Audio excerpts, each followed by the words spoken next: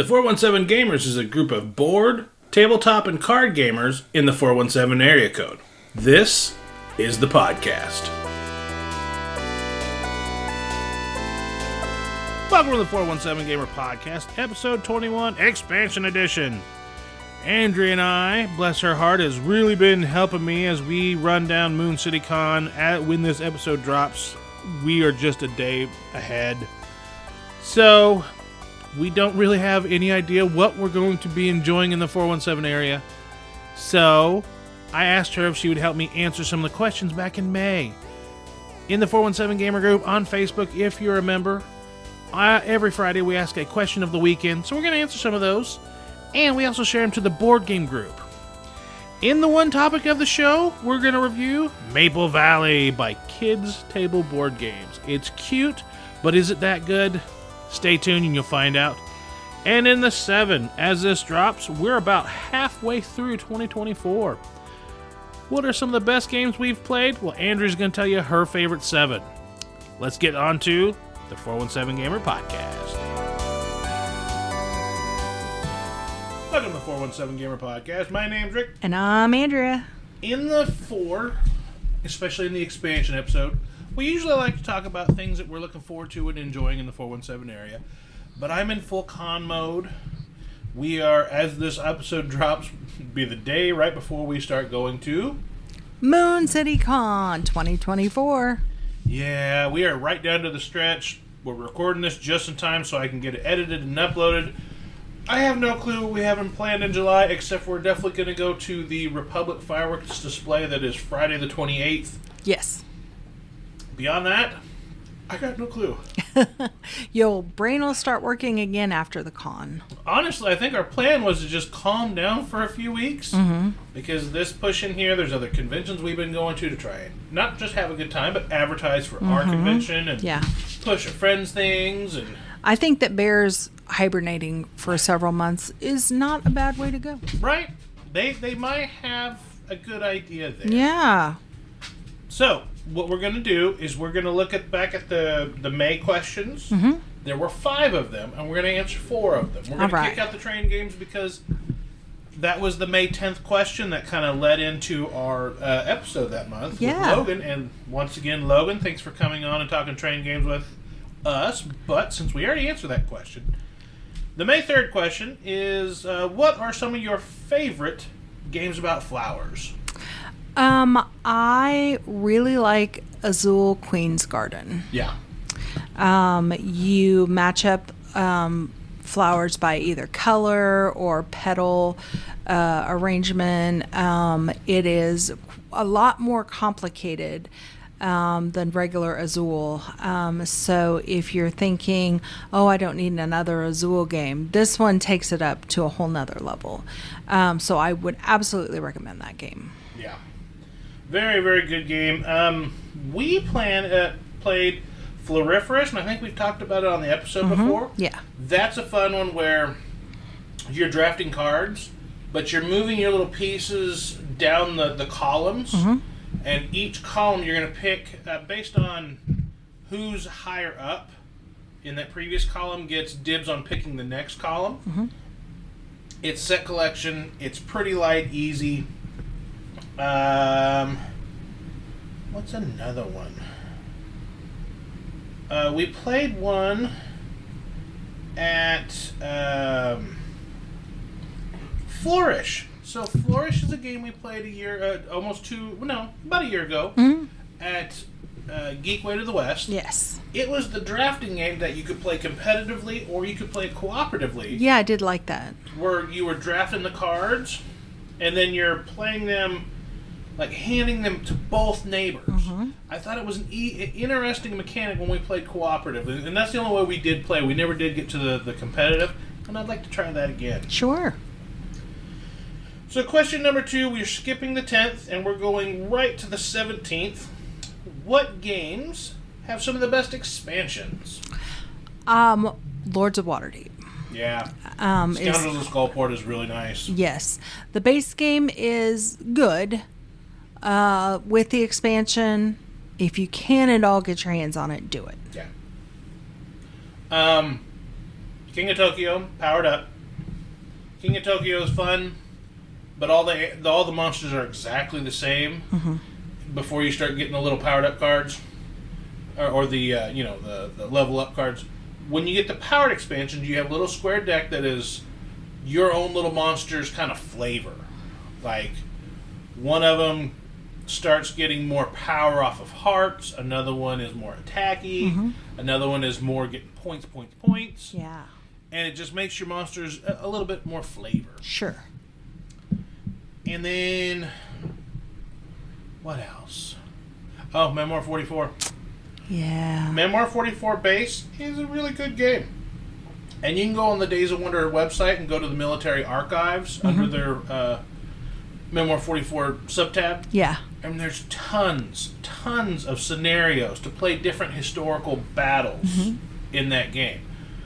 But when you get 2 base games and the Overlord variant, I far prefer that game playing 6 to 8 players, 4v4, 3v3, and sitting and making it a big event game. Yeah. It goes over so well. It's one of the best ways when newbies come out to set them to a drier game. Because Memoir 44, it's history. And I always read off the history text before we play the battle. Yeah. Mechanics-wise, it's very easy. A lot of wargamers will look at that and like, that's not really a war game. And there's a lot of fluff. It's a lot of, I don't want to say dumbed down, but simplified battles. Yeah. Because you're trying to contain it in that small hex grid map. Whereas the bigger maps that really focused on, like Market Garden, right, it's a big battle, or Prakovka is one of the largest tank battles. When you do it in Memoir 44, it's kind of truncated, and you get through it in an hour or two. Yeah. If you play one of those deep war games, you're going to be playing that for a considerable amount of time, and there's a lot more nuance. When you're rolling your dice, there's tables that, if weather happens, then your visibility is this, and then you hit on these. And right. So, Memoir 44 for me. I've also heard you say viticulture with the Tuscany and the Grande workers. Well, the Grande workers is the second edition. So, in the very first edition of viticulture, all of your workers were the small workers. And then Jamie Stegmeyer, after some feedback, thought of the Grande worker, which is your foreman. And when a place that you really, really, really have to have in a worker placement game is taken, that's brutal. When you have to do 4 steps, 5 steps sometimes, to make wine, bottle it, and get ready to sell it. So if you have your little foreman that can still go to that space, if there's room for him, he just sits in a regular space. But if there's not, he just stands off to the building, taps his foot, and gets the stuff anyway. Hey, my guy said you won't take his business. In my head, that's the story that's being played out. But the Tuscany map, base viticulture, plays 2 seasons, spring and fall. The Tuscany goes 4 seasons, and it sounds like it takes longer, but I feel like it takes slightly less time. Oh my! Only because it opens up the game. Yeah. It gives you 2 sides of the board to build stuff. In base viticulture, there's 1 spot to go build stuff, and if you miss it, you're done. Or if you try to hold back your workers to do stuff in the winter, but all of that, your plans get dashed, then you have nothing else to do with them. Right. In Tuscany, you have the springtime to try and build, and if between spring and summer, and as you're going through fall, if your plans start getting dashed, you can build again in the fall and plan for the next year. Yeah. Things aren't going my way, so you know what? I'm going to build some stuff on my map and get ready for the next year. I like that. Yes. Then there's more stuff on there. There's the star map to the bottom left, that majorities, and it's another way to score points. You flip the board over, then there's another section of cards, of buildings, and you can play with it. You don't have to. Right. There's several modules you can throw in there and you can make viticulture as deep and nuanced as you want, or you can, rein it in. But yeah. Any other expansions that? Not that I can think of. Yeah. I can think of several I don't like to play with, but I believe that's another month's question. I think that might be another topic. That was the 17th, so we look at the 24th, which was... What would you say is your favorite game about history? And I've already said Memoir 44, so I'm going to keep it right there. I enjoy trekking through history. Yeah. The cards aren't just... You're playing cards to where you have a run that's chronological, oldest to newest within a certain time frame. Mm-hmm. As you can go back to BC all the way up to the present time. And the cards aren't just... a particular year, they are a historical event. Right. And there is description about that event a little bit. And so you're not just going to a particular date, you're going to see a particular event, like Washington crossing the Delaware or something like that. So I really like that about that game. Yeah, that was really good. And the last question that we're going to look at, this was asked on May 31st. What is your favorite game in a gray box? I like World Wonders. Yeah. We have talked about this game in the past, and I have not cooled on it. I would still play it again at game night. So if you're coming out to Moon City Con, you hear this in the right time. Yeah. Grab World Wonders, ask Andrea if she'll play it and teach it. I absolutely will. For me, Scythe is number one. I love Scythe. Mm-hmm. I'll play Scythe most times. It's been a while since I've gotten to the table. So after the convention, there's so many games I want to play. So we'll have some more games to talk about next month on the 4 games we played. The other one, Mechs vs. Minions. I've been playing that with Mike and Ethan, and it's so fun. the various missions. And I have a love-hate relationship with cooperative games. Mm-hmm.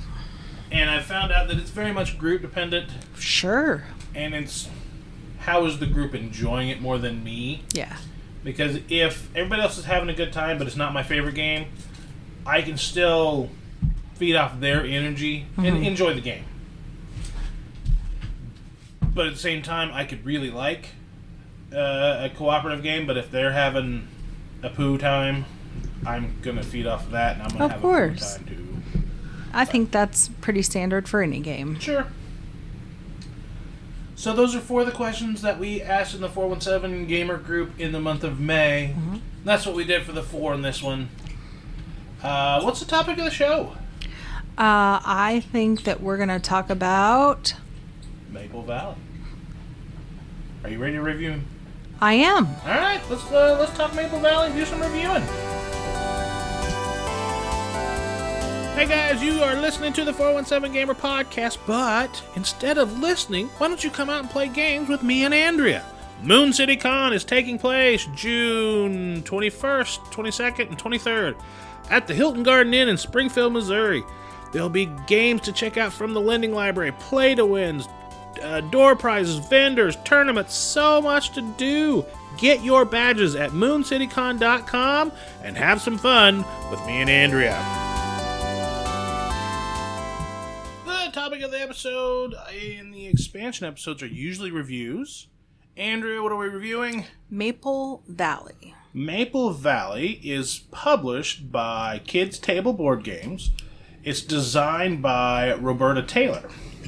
Here is the description from the publisher. On the day when the last snowflake of winter has melted away, all the critters emerge from their cozy homes to celebrate. And that day is today. Maple Valley's annual spring festival is a gathering of friends welcoming the warm months ahead. And you don't have a lot of time to prepare. While the adults get the village into shape, the youngest and swiftest forest animals from each den are sent scrambling through the blossoming woods, completing the last-second tasks that'll make the festival a success. The trails aren't always clear. You'll need to swim, climb, and dig your way to the most bountiful groves, forage for fresh spring ingredients to help villagers complete their errands, and unearth curiosities that will attract skillful scouts to help your growing team. The sun will set before you know it, and it'll be your hard work that makes this year's festival the best one ever. Or will it be? Set in the delightful world of creature comforts, Maple Valley is a game of traveling trails, finding friends, and celebrating new beginnings for 1 to 5 critters. Mm-hmm. It's a cute game. It is, although we have done this in reverse order. We have played Maple Valley first. Yeah. It is in the creature comforts world. Mm-hmm. So I would say it is an offshoot of Creature Comforts, but we have not played that one yet. No. We are going in reverse order. So that means you want to play Creature Comforts? Well, yes, of course. Okay. This is it's a hand management set collection game. You start off the game with your little player board is called your pack. Mm-hmm. It's your backpack.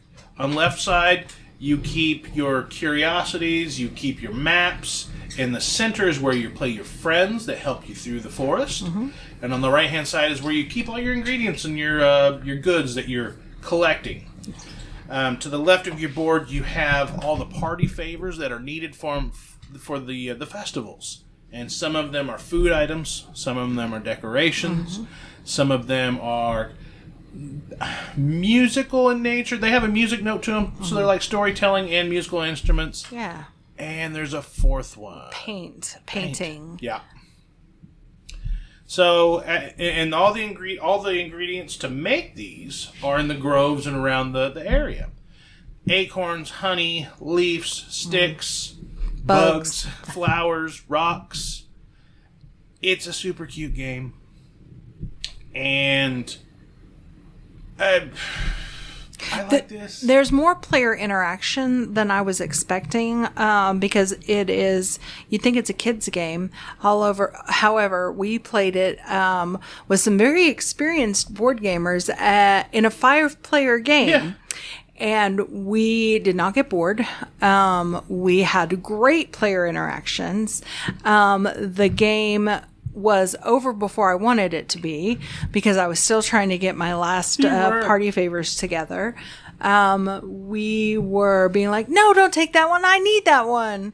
It was very entertaining and very enjoyable. Yeah. So, being right up front with the copy that we're reviewing, we got this off of our friendly local game store's used shelf. Mm-hmm. And we're blessed on our used shelf for our friendly local game store. There's a bountiful glut of games that rotate every month. People are always, I played this one, let's get a new one. I'll trade in an old one, grab something new.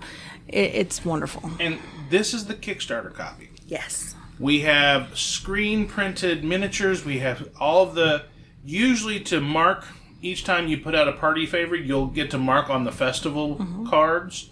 You'd use cubes. We have screen-printed little paw prints from your character. And we have the mini expansion, which we haven't played with because we wanted to play the base a couple mm-hmm. times so we could review just on the base game. Yes. So when we're talking about components and presentation, we're looking at the Kickstarter version. That is true. We have not seen the regular version to be able to compare it to. I've seen the cardboard tokens compared to our wood bits. Mm-hmm. They're nice. Sure. I don't know that I'd want to go back, though. I do like the wooden components. Obviously. So, looking at presentation, it's when we grade the games on 5 criteria: presentation, components rulebook, gameplay, theme, and then it factor. How much do you really want to play the game right now? So, when we're looking at presentation, you're looking at how well does it sell itself in a retail environment. How much does it make you want to pull it off of your shelf, or does it just blend in with the rest of your games? And when it's set up, is it aesthetically pleasing for you, and does it bring other people to come over and look at? Yes. Well, to me, it is very aesthetically pleasing. Yeah. The art on both the board, the box, and the cards is adorable. It's not quite Disney-esque picture it's animals. It's like between Disney and Looney Tunes. Yeah. It's not quite as goofy over the top as Looney Tunes, but it's not as quite pristine as a Mickey Mouse Disney. So I'd say it's somewhere in the middle. Yeah. Several of us are like, oh, let me see that card. Oh, it's so cute, so yeah, for me, I give a high marks. Most of the time is, hey, let me look at that card. Oh, you took that. Yeah. I think it sells itself pretty well. Mm-hmm. I will say on the shelf, on the retail shelf, I don't that it sells itself that well. Unless you know what you're looking for. I could see why you'd say that. On our shelf, it stands out quite a bit, and maybe that's just our games. Creature Comforts has cutesy animals on it, and we don't have a lot of cutesy animal games. No, we have a lot. We have beige and gray, and. But on the table, the game board's going to be the same regardless of retail versus Kickstarter. Yeah, it's a good-looking board. It's a good-looking board, and it's not too busy. Yes. With as much art as they put on here, the game board, most people could look at it and go, oh, that looks quite a bit there, but once they follow a turn, like, oh, I get it. That's not that hard. Exactly. And that was a couple remarks when people came over and looked at it, like, oh, that looks a little bit busy, and then you do the thing like, got it. Right. I know how to do that now. Which is impressive for a game to have that kind of intuitiveness for somebody to... And it's some people that wouldn't boast about that unless they were serious. Yes, of course. Because you have some people that are just like, oh yeah, no, I know it. But it was somebody that was, focused on 2 turns. And like, oh, okay, let me know when you guys play this again. I would like to play this. Yes. Also on presentation, the first time I got to play this, we had friends come up, or you had friends and family come up, and you dropped out to go play with them. How much were you wanting to play this? Well, I didn't know anything about it, so when I stepped away to play something else with my newcomers, I didn't know what I was missing, but I was still at the same table with you guys, and I kept glancing over and seeing how much fun you guys were having. Yeah. And I was like, aw. So for presentation, I'm going to give it 4.1. Yeah. And it's got a strong presence. I really enjoy it. I don't think on the retail shelf it holds its own quite. But I'll give it 4 1/4. I've talked myself up a little bit more. Really? Yeah, because you sitting over there going, oh, that's kind of yeah. Where are you on presentation? Same, 4.25. 4.25. That brings us to components and rulebook, and this one, ours is going to be skewed because it is the Kickstarter copy. Yes. The little paw prints that are screen printed they're cute. And the little individual animals, adorable. Yep. The wooden components are very nice. The vacuum line trays for all of your bits and your cards and to put everything away. It's really nice. Good quality board and cards. The player boards are going to be the same regardless. The cards, the card quality is very nice. We got it used. Yes. And we've played it 2 or 3 times now. Yeah. And doesn't seem like there's any grind going on the cards. No. I still might want to sleeve them. I don't know, because the cards are primarily in your hand until you play them. Yeah, and you wall them around in your hand quite a bit. Yeah. Especially we have some old Magic the Gathering card players where they click the cards together. I'm like, oh, I still love you. The rulebook. Rulebook is not hard to get through. I learned most of this by reading the rulebook. Yeah. And I skimmed a couple things on the first play. At the end of each round, you need to do cleanup. Get rid of the last friend, the last party favor, and the last patch. And I didn't do that the first game. And then the dawdle cards, which we'll get into the gameplay here in just a second. Yeah. The dawdle cards go away after you use them, and you'll get new dawdle cards next round if you need them. But rulebook and components, I'm giving this a 4.5. Really? Like I said, this is the Kickstarter game. Wow. For what we've got on gameplay, It's just nice bits, even little paw prints. Yeah. And as soon as like somebody dropped one to the ground, that person wasn't just like, "Oh, I'll get that." It was like, "Oh, no." They did not want to lose that little paw print. Right. I'll go 4.25 just because we have some other games that I think are slightly higher quality. You think so? But still solid. All right. That brings us to gameplay. And I said this is a hand management set collection type game. Mm-hmm. So, on your party favors, they want the ingredients. On your turn, you're going to play a friend. Your friend, in the body below their picture, will tell you something they can do. Mm-hmm. Like, one might allow you, if you do a forage action, you get an extra thing. Or if you travel their method of traveling, you get something along the way. Right. Or it might let you trade. Mm-hmm. On your turn, you get to do some trading. Yes. In the top left corner, it tells you how they travel. So there's 3 pathways on the board. There's earth, so going through the ground. There's forest, those are the green lines. And then there's waterways. Like the moose likes going on the waterways. Mm-hmm. Your star-nosed mole, he goes in the earth. Yeah. And then the deer goes through the forest. Yep, deer goes through the forest. And as the moose goes on the water lines, he grabs leaves along his way. Each waterway you go, you can grab a leaf. Mm-hmm. So when you stop, you take an action. And if you're in any of the groves, you just forage for the ingredients that are there. You take 2, and you put them in your thing.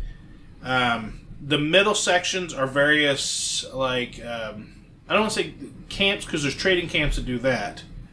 I forget what they're called, but the center sections allow you to do more. Mm-hmm. The very first one allows you to get maps and another party favor. Mm-hmm. The second one allows you to get a face-up party favor of your choice. Allows you to get a patch, and those patches give you either end-game scoring, ongoing abilities, or a one-time cash-in ability. Yeah. And it allows you to turn in a party favor position without doing the party favor. You're basically asking your parents, "Hey, this is too hard. Can you do this for me?" Uh-huh. And they go ahead and take care of it. Just like real life. Yeah. And then the next middle section, the second to the top, allows you to get a face-up and a face-down party favor. Mm-hmm. And then the very top is the bluffs. The bluffs, it has 3 sun symbols. The game plays over 5 hours. Not 5 real hours. Right. Each round is an hour of the day. Yes. Each round, you'll flip over a sun tile, and that's the good of the day. That's what's plentiful in that hour. Mm-hmm. When you go to the bluffs, you get whatever good is showing as for that hour. You get 3 of them, and you go all the way back to your home village. And if you're in the home village, whenever you go there, you can try and make a friend. Most of the friends want curiosities, bugs, rocks, flowers in different orders. Yeah. And there's 2 others that are kind of towards the top sides. Those are your trading stations. Like, you might trade maps for ingredients. You might trade... you might actually discard a party favor to get curiosities, so on and so forth. Yeah. I love the gameplay. It's not hard. I thought it was easy to grasp after we got a couple rounds in. Mm-hmm. It's not hard, but there's a lot going on. Yes, you still have to think out your turn. Yes. There's still AP possible there. Yeah. Absolutely. But even with a 5-player game, and I kind of bemoan some games at playing it at the max player count, and I don't know that I want to play this. This is all time dependent, of course. On a normal game night, I don't know that I want it at 5 just because I want to play 2 games on a game night. Yeah. I'm a little whiny like that. But I think 5 is viable. I think it was still fun. Like you said, you were still wanting another round when the game ended. Mm-hmm. And that speaks to how good that game is. Does it overstay its welcome? And I don't think it does, even at 5. No, it didn't. No. Which is surprising for a 5-player game. And for all of us, too. It wasn't just me. And everybody was engaged on everybody's turn. Mm-hmm. Now, over more plays, that might cool a bit. Sure. But, I mean, I've had a couple games now, and everybody's been invested on everybody else's turn. Part of that's the cuteness. Part of that's also the strategy of turning in the stuff. Because whenever you turn your party favors, you're turning them into one of the 3 festival events. And there's only so much that can be turned on each event. At the end of the game, whoever has the most on each of those events will get extra points. For every paw print you put on an event is a point. Yeah. And whoever finishes the last one on an event, it triggers a good thing that happens to everybody. Yeah. But whoever triggered it gets a slightly better version. Right. Gameplay, I'm going to put this at a 4. Yeah, me too. That's what I was going to do. The set collection, Ticket to Ride-esque style gameplay is generally a little shallow for me sometimes. To where it after an hour's worth, I'm not engaged, but I was on this. And I've got to give its kudos. And I was engaged multiple games so far. Right. So yeah, I am at a solid 4 there. Which brings us to theme. Super cute. Oh, very cute. Your little animals. You're going off in the woods and making the friends to help you do the things. Because you're one of the kids. You can't, they're wanting... The village is wanting you to do a whole bunch. And you need help. You need help. Friends. You need friends. and sometimes it's hard to make friends. Yes. So you got to show them some of your cool bugs and rocks and flowers. And because that's how you attract your friends. Come look at my stuff. Look at my stuff. You want to trade? What do you got for trading? Oh, I can show you how to go through the forest, and I'll be your friend. Done. So, anything else on the theme? No. I really like the way they incorporated the story into the gameplay. So I'm going to give it a 4.25. Okay. I'm giving it a 4. It's a solid 4. Yeah. The cutesy theme didn't always go far with me. This one's strong. Yeah. Strong enough to where everybody's engaged, and I love that. That brings us to It Factor. How much do you want to play this game right now? We still have people who will be like, bring that next week. I want to play it. Yeah. How much do you want to play it? Do. I absolutely do. Okay. So what are you giving it for your It Factor? I'm going to give it a 4.0 just because I think the fact that we're going into Moon City and we've been packing up hundreds of games is having an effect on my bringing it from like a 4.25 down to a 4. Yeah. Because we've pulled so many other games off the shelf. I was like, oh, we haven't played that in a while. I was like, oh, I want to play that one.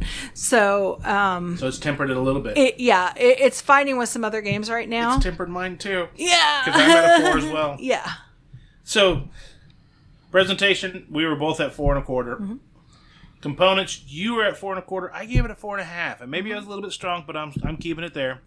Gameplay, we're both at 4s. Theme, you're at 4.25. I'm at a flat 4. It Factor, we're both at 4s. Because honestly, if we had time tonight, I'd play it again right now. Sure, me too. That brings our total points to 20.75 tied. Which our final score, Andrea, your final score for Creature Comforts Maple Valley, 83. And mine is also an 83. Perfect. It feels right. It does. Strong game. Recommend if you like the set collection, if you like cute, if you like the universe of Creature Comforts, I think you need to pick this game up, retail or Kickstarter. Yes.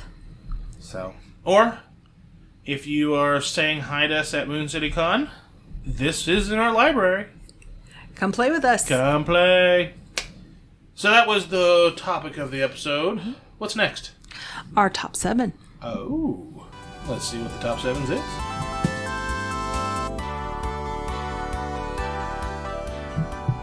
The 7 in the 417 Gamers is our 7 of a category. Andrea, after this drops, we'll be about halfway through the year. So what's our top 7? Favorite games of the first half of the year. Hey. And in between these, I'm going to splice the rest of our friends from Tremendicon. There'll be some more on those. them coming here and just telling us what their favorite game was. Yeah. If you didn't hear yourself on episode 21 on the 10th, come back. Hopefully you're hearing yourself in the expansion. And I apologize, there's like one or two that I couldn't hear because it was loud in there. It was good. It's a convention. It's going to be a lot of people. And trying to get people close to the mic. Yeah. And some people were pros and got right up on the mic and told me exactly. And then some of them stood like 5 feet away. and bless their hearts. Aww. They at least told us what their favorite game was. Did. And I wish I could have isolated it a little bit more. But so, Andrea, what is your 7th favorite game that we've played this year thus far? Well, Terraforming Mars. Even though it is not new to our collection for this year, it still holds weight for me. Yeah, we broke it out, and it's just like one of those comfy blankets. You're like, oh, yes. That's home. Uh-huh. Yeah. And I still, after all the plays of it, I still don't feel like I've mastered it. Yeah. Like, if I have no idea when I sit down with somebody if I'm going to win or not. I mean, it depends on, the sequence that you get your cards in, and so many variable factors. Corporation and prelude cards. You can look at a section and go, "This is going to be tougher than usual," or "Ooh, this is going to be a little bit easier to start." Yeah. Now you don't know how the mid game's going to go, but right. You definitely have a different game every time you play. Yeah. Yeah, do not the producer. Well, I'm quote-unquote Knight the producer, and my favorite is Settlers of Catan. We're from the Sci-Fi Mombi podcast. I'm co-host Vic, and my favorite is, it's kind of simple, but the Game of Life. Yeah. Yeah. What is my favorite board game? I don't know. I'm going to say Tried and True Monopoly. I like Trivial Pursuit. Yeah. Monopoly Trivial Pursuit. Yeah, Nice. Trivial Pursuit's fun. Yeah. For April, the Sci-Fi Mombi, and Gorilla Man. The Gorilla Man. The Gorilla Man. Yep. Nice to meet you. Yeah. It's nice to meet you guys, too. Number 6. Lords of Waterdeep. Hey, Village Meeple just had their tournament for Lords of Waterdeep right after this drops. Congratulations to the winner, whoever that may be. I hope you guys had a great time. I don't know why I enjoy this game so much. Worker placement. I love it. I love the D&D theme of it. I like the player interaction.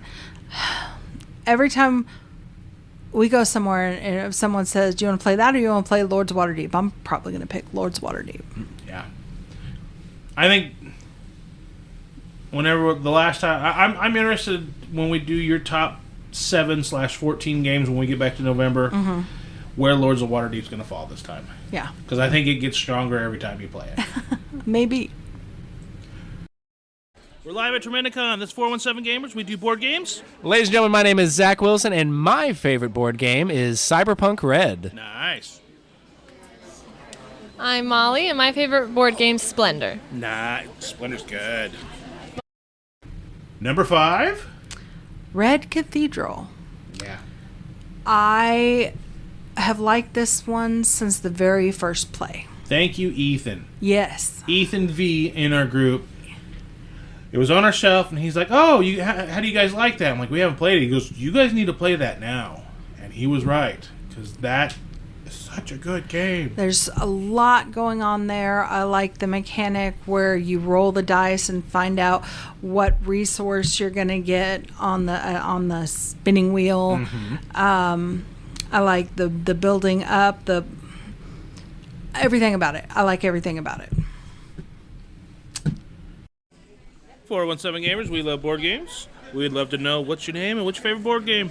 I am Nate Howard, and I think I got two actually. There's one that it's been Battle Wizards at Mount Skullswords. It's a card game. It's like a battle card game. I'm probably more to that name than I remember, but it has that. I love the art style. It was one of those that I bought for the art and kind of had that old kind of MTV art style mixed with a little bit of like more modern, like the oatmeal kind of. And then there was the TMNT board game that IDW released that they did a few years ago, and then I can't get enough of that game. Excellent. It's Excellent. Semi-co-op. One person is the bad guys, Vulpix or Shredder or whatever, and the turtles roll dice, and that's what they get to do that round. And some of them can share, except for Raph is selfish, right. but selfless. He will not share with other people as far as using their stuff, but he'll absolutely share his dice with others. Right. It's a good one. Yeah, I'm usually Raph. He's a powerhouse. He's the tank. Yep. But each one has unique abilities and skills, and like he can't really move much on the board, but Mikey can bounce around all over the place. So he's, I don't know, it's fun. Plus, it's got like a lot of a good collection of minifigs for painting. Yeah. And actually Swadley had bought one on when it was on Kickstarter when it released, and he bought one, and then they sent him an extra one by accident, and he's like, "Do you want me to send it back?" And they're like, "Look, we already sent it, so that's up to you." So he gave me it, and it came with like Eastman and Larry, or Kevin Eastman prints and stuff like that, signed prints and everything. So it was cool. I have mine boxed, never used, but we've been playing Swadley's the whole time. But I can't get enough of that game. It's so good. It's very good. Very good. Thank you very much. Yeah. Number 4. Brand new game to us, Jam Sumo. I lost a die a couple days ago, and you found that sucker. I sure did. We lost a green die in the green grass. I lost it. Loading up into the car. Yeah, we were trying to load stuff in the car and go do some stuff. And I had the bag in one hand, and I had the Jam Sumo under my arm on the other side. And the magnets are strong, but they're not strong enough to be bumped by the car door when I'm trying to put stuff in there, because I'm trying to be too much of a guy and carry everything in one go instead of taking multiple trips. The dice went everywhere, and the little space holders went everywhere. Yep. We found everything in like 5 minutes except for one green die, and I was salty the rest of the day over that. And then 2 days. It took us 2 days to find it. It took us 2 days for you to find it the next day, and then I was after I weed-eated and got everything cleaned up, and then every time we went somewhere and came back, you scanned the grass line again, walked up and down. You were, yeah. I was going to find that dice. You were going to find that dice. I did it. I have a particular set of skills. Well, I love the game, and I wanted the dice back. What is Jam Sumo? Just real quick, because we've talked about my flub. It's a dexterity game. It's a little wooden circle that's exactly 12 inches around. It's called Jam Sumo. It has 2 boards with the magnets holding it together, depending on how you set it up is which game you're going to play. If you're playing the jam side, you're trying to sink your dice in the center hole, kind of crokinole-ish. Oh, and if you're playing the sumo side, very much like a traditional Japanese sumo race or game, you're trying to flick your dice and flick other people's out of the circle. Yeah, you're trying to shove them out. Get out. Yeah. So it's fun. It plays plays up to 6, which is good because we don't have a lot of games that'll play 6. Well, we have a lot of games that play 6. There's a lot of games that we don't like playing 6. And I actually think the more players you have on this, the more chaos it creates and the better the game result. So yeah, really enjoying that one.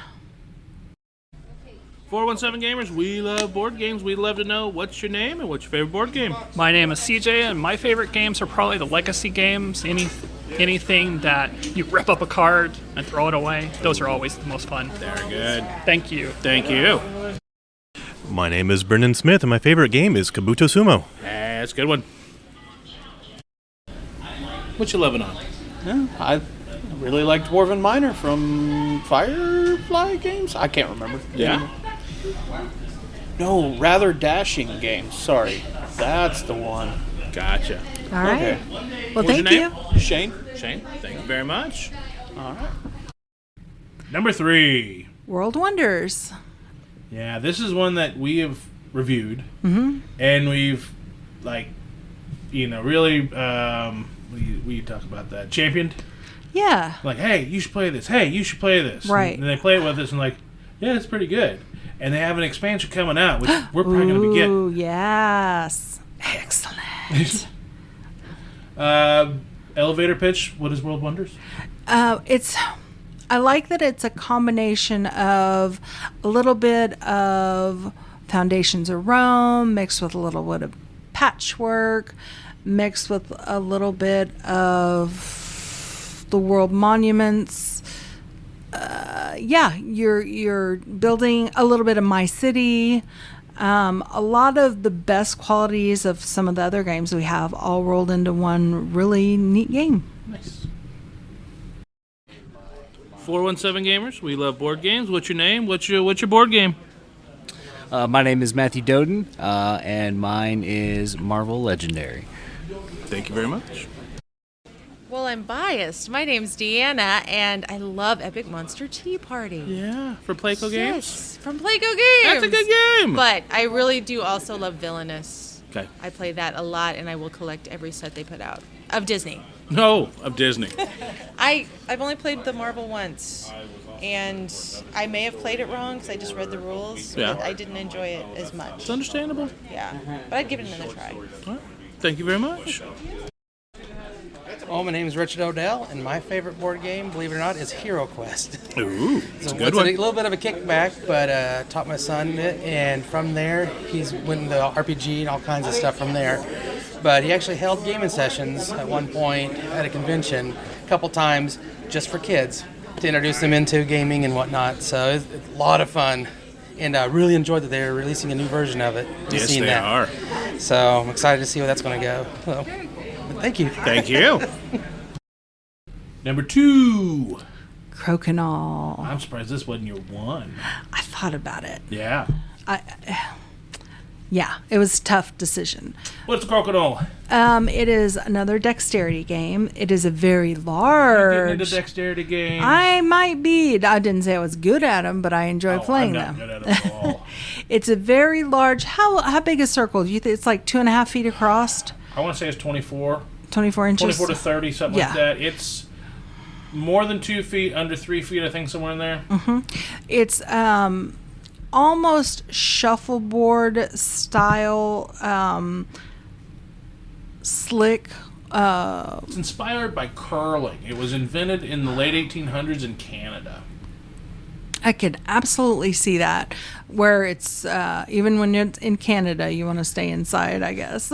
Yeah. So it's a tabletop version. You're trying to knock the other players' little pucks out, but to get yours right in the center. There are little barriers. There are different areas of the board that are worth more points. Very, very great to play. Presentation-wise, this is a 5.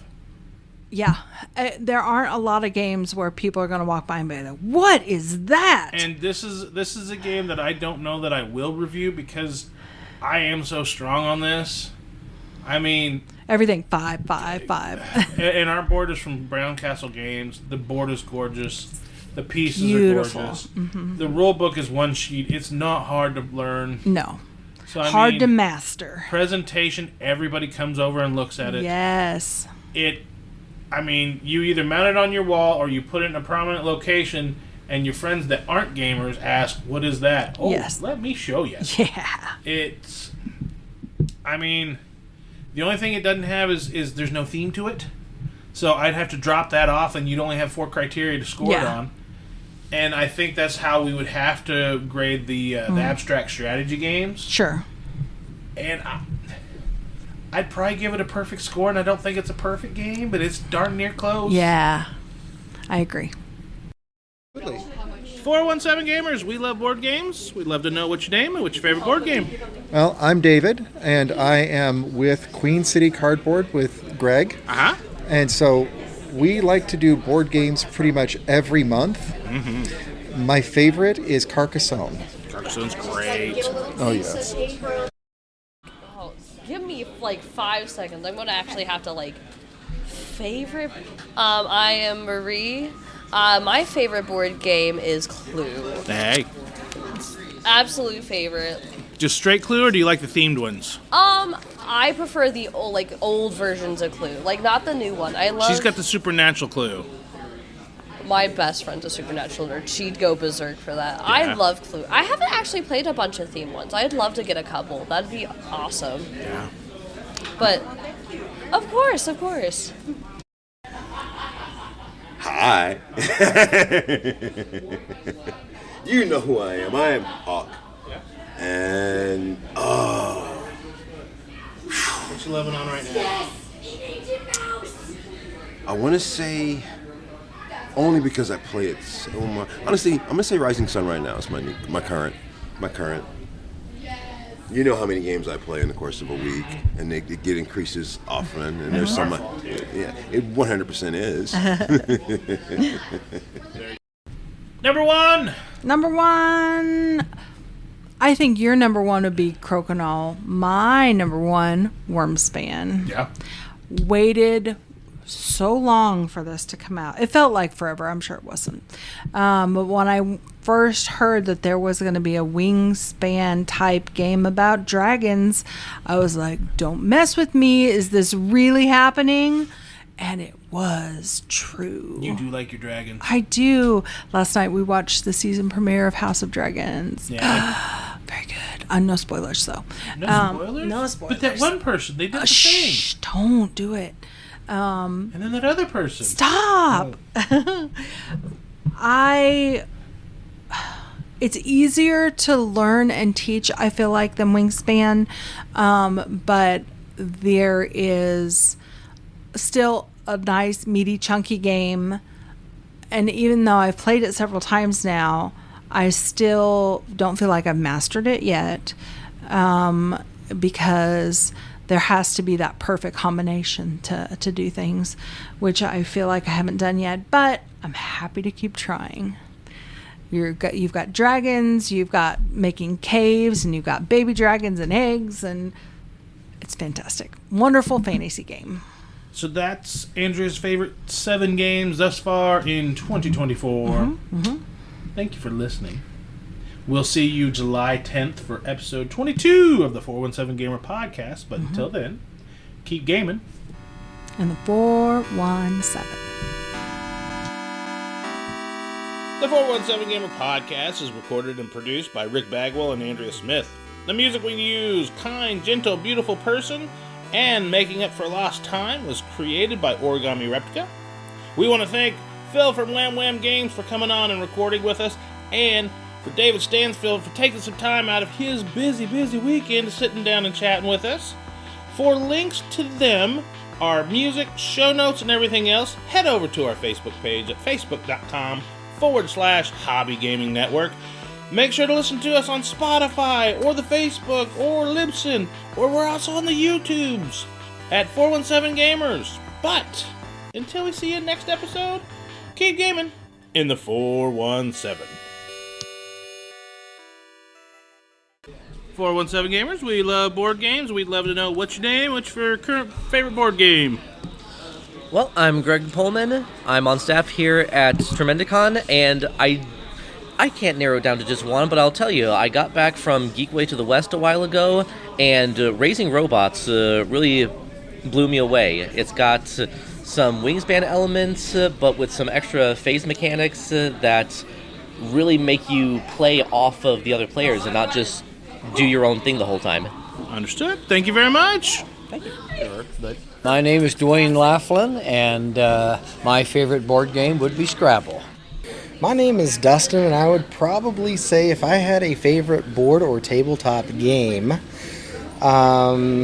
really into Pokemon. So, super into Pokemon. I've been into Pokemon since I was a kid. I still collect today. I still play today. Played in a couple of tournaments throughout the years, and around Kansas City area, and Wichita, Kansas area. It was fun. Good times. Good times. Well, thank you very much. Thank you, guys. 417 Gamers, we do board games. We're at Tremendicon. What is your favorite board game? Monopoly when I was a wee lad. Yeah, what's your name? My name's Bob. Nice to meet you, Bob. Hey, how are you guys doing? I am Benjamin Mitchell. My favorite board game is Betrayal Legacy. Are you still listening? Well, if you tune in July 10th to episode 22 of the 417 Gamer podcast, expect us to talk about 4 more games that we've been enjoying in the recent weeks. For the topic of the show, we'll do a recap of Moon City Con. For those of you that couldn't show up, or that maybe you did, we'll talk about some of the stuffs.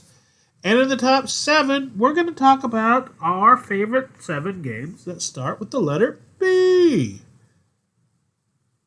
See you then.